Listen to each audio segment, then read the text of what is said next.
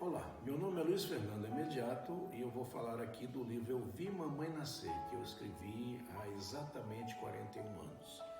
Há 41 anos, a literatura infantil brasileira não era como ela é hoje, rica e com uma variedade imensa de autores.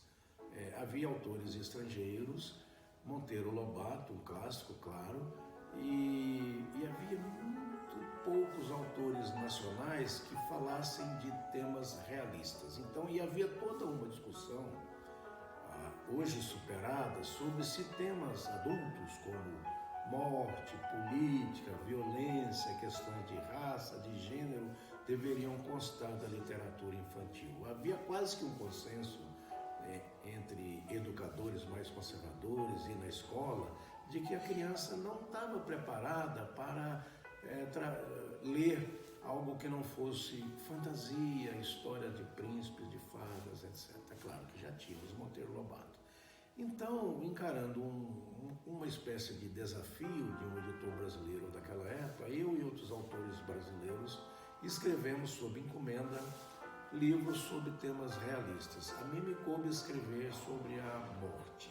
Outros escreveram sobre violência, sobre menores abandonados, esse tipo de coisa. Então, eu escrevi sobre o tema da morte. Tatiana Belink, uma grande autora e crítica de literatura infantil brasileira, escreveu sobre esse livro o seguinte: falar da morte para crianças sempre foi um desafio e até um tabu.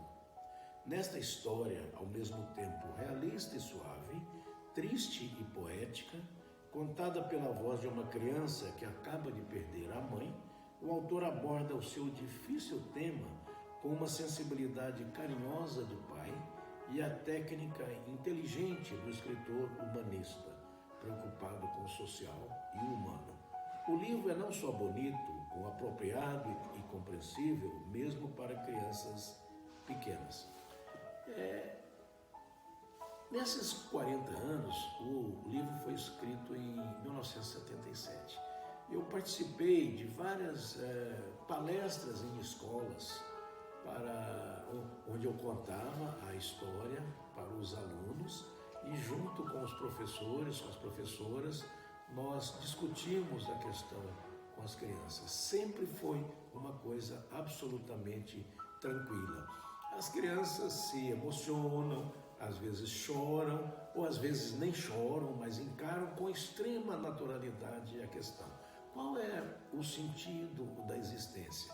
O que é que nós estamos fazendo na Terra enquanto atravessamos a nossa trajetória, nascemos e crescemos e caminhamos na direção do fim? Então, essa história, a criança é uma criança de 8 anos que começa o livro com uma frase dura: mamãe morreu ontem.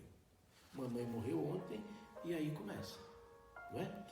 Tem um poema da Renata Pallottini que abre o livro, que se baseia num versículo muito bonito do Eclesiastes, em 2. Na verdade é a seguinte: o primeiro, Eclesiastes, capítulo 3, versículo 1 é: todas as coisas têm seu tempo, e todas elas passam debaixo do céu, segundo o termo que a cada uma foi prescrito.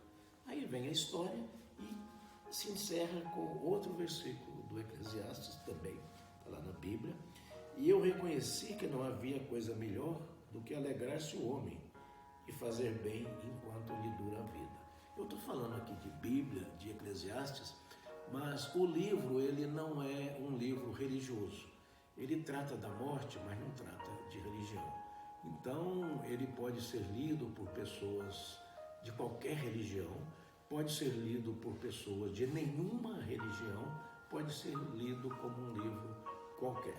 Ele abre na sala de aula uma discussão grande e profunda sobre o sentido da vida, porque o livro, na verdade, ele não trata da morte. Ele, ao tratar da morte, ele quer falar da vida. Qual é o sentido da existência? Desde a primeira linha, o livro já começa sem nenhum segredo: mamãe morreu ontem. Aí a criança volta atrás e começa a contar como que o pai e a mãe o preparam para o que vai acontecer, porque a mãe está doente e sabe que vai morrer. Ela não tem a possibilidade de viver muito tempo. Sabendo que vai morrer, é toda uma preparação daquela criancinha para aquele momento que virá, como de fato vem.